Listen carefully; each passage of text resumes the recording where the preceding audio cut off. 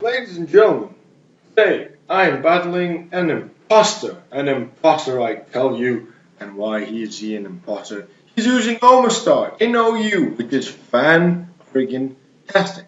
So one of these things must be setting up the rain, or Omastar itself, and it must be using hydro pumps and ice beams and scalds and earth powers and whatnot to blast shit into oblivion, right? I mean, that's the way any logical trainer would use Zomastar, but I'm guessing that's what he's going to use Zomastar like, but prepare to be amazed. Shuckle has made its way into OU, and well, with Gigalith and Sandstream, yeah, it's pretty much OU.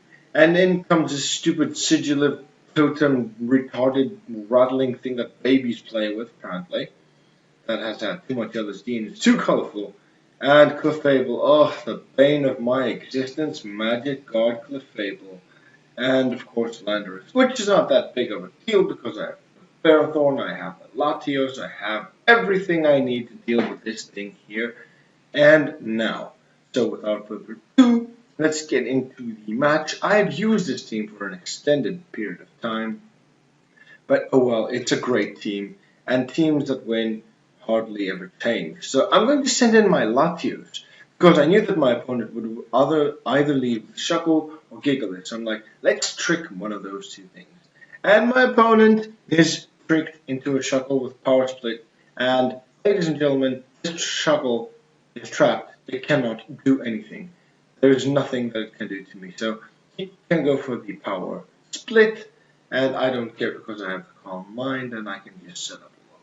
So in comes Gigalith, ladies and gentlemen, and I know that I can deal with this thing. So I switched my Tapu Fini out, I believe the turn, and that's what I did. And I want to send out my Ferrothorn because I can deal with this Gigalith all day long. And my opponent pulls out the double switch into his Sigilif thing. Now this thing has Magic Guard, like the Fable, and these things are very, very horribly stupidly annoying. I'm like, let's go for the hyper offense here. I hardly use Beedrill. I always keep him in the back. So I know that this thing has cosmic power, and it's obviously the thing that's going to go for. So it has a Flame Orb, and it must want to do the stupid shenanigan-like move that all these stupid Pokemon go for. I go for the Swords Dance because I'm predicting that he goes for another cosmic power. And he goes for the Psycho Shift. He's trying to move the burn on me, but no, biatch! Tapu Fini's blessing of a misty terrain protects me from your shenanigans. So I'm going to go for the knockoff. Knock your Flame Orb and your face silly flat off. And I'm going to destroy this thing. So Sandstorm and the Mist is out of the field. And in comes Omastar. I'm like, oh my gosh, this thing is going to completely destroy me. So it has a Focus Sash. I'm like, but why? Why would you? Why? Omastar is an offensive monstrosity. Why would you? So it goes with a Shell Smash. I'm like, why? It makes no sense. It goes with the Ancient Power on a Tapu Fini. It is completely nothing. I mean, set up the rain. Go for a Hydro Pump or something. Just you would have done so much more. I'm telling you, if you wanted to set up rain on a Tapu Fini and go for a Hydro Pump, you would have completely destroyed it. But no. That's not how you use Omastar. You use it wrongly, and it's going to cost you dearly. So I'm going to send in my Landorus of my own because I know he's going to go for the attacking Z-move thing because that's what all Landorus go for. It's pretty much in style and passion. So my opponent is obviously going to switch. I'm going to go for the obvious U-turn because I want to switch out because I really need this Landorus against that Gigalith and especially that Clefable. So in comes Ferrothorn, can deal with all of these guys any time of the day. So a leech-seeded Shuckle is a screwed up Shuckle. So he's going to go for the Infestation, which is going to be doing completely squat to me. He's going to be racking up the damage. And I do have the Leech Seed, so whatever Infestation damage does, I'm going to be getting back practically from the Leech Seed. So I'm going to go for the Power Whip, just in case, he might have wanted to switch out into maybe a Clefable or maybe a Landorus, Gigalith. It would have been some good damage. So Shuckle is out of the way, which is good because you don't fuckle with the Shuckle. That's the law. So in comes Gigalith, and I'm like, what are you gonna do? What? There's nothing to do. Stealth Rocks? I laugh at your meagerly, stupidly, nothingly rocks. Unless Landorus. Landorus is not gonna have a good time.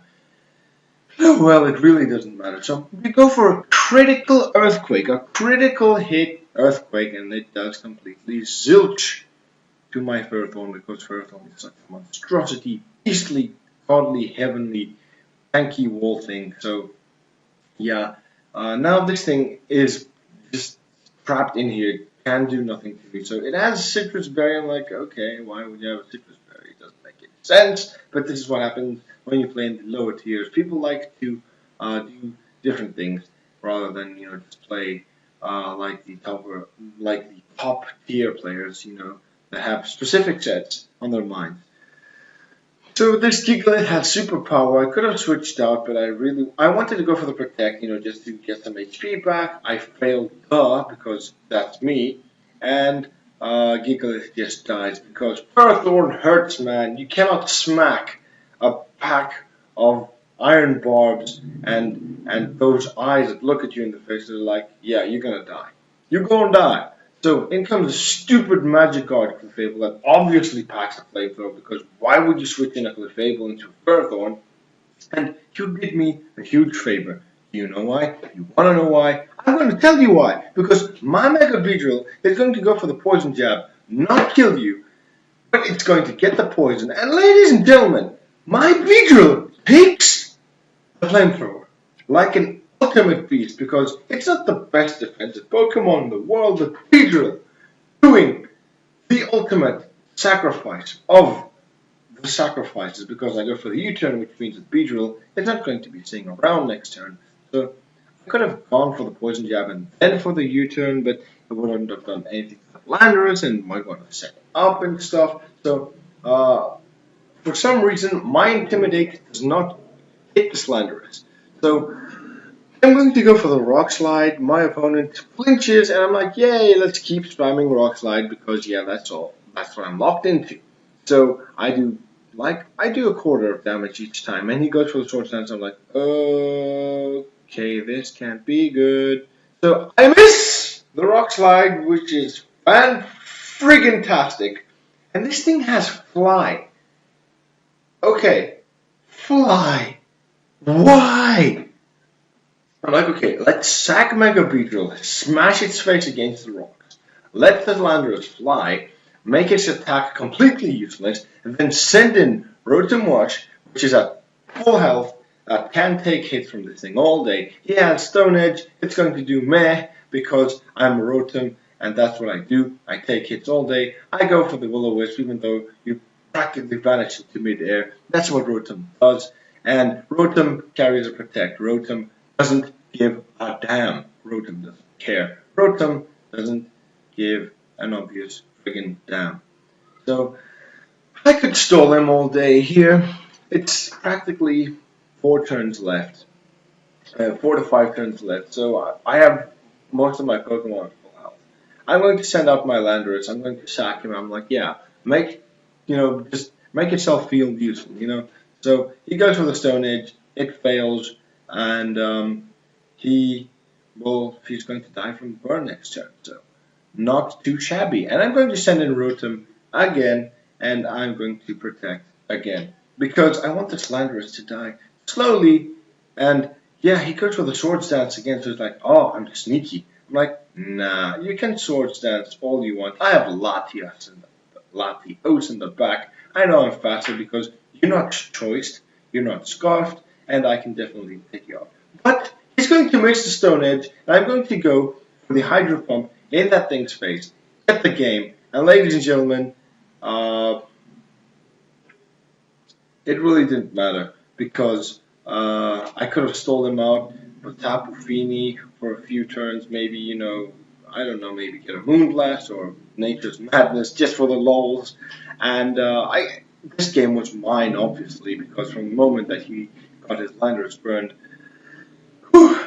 from the moment he actually faced Rotom, I decided to go with the Will-O-Wisp as opposed to the Hydro Pump, because had I missed either, well, it would have been bad, but oh well.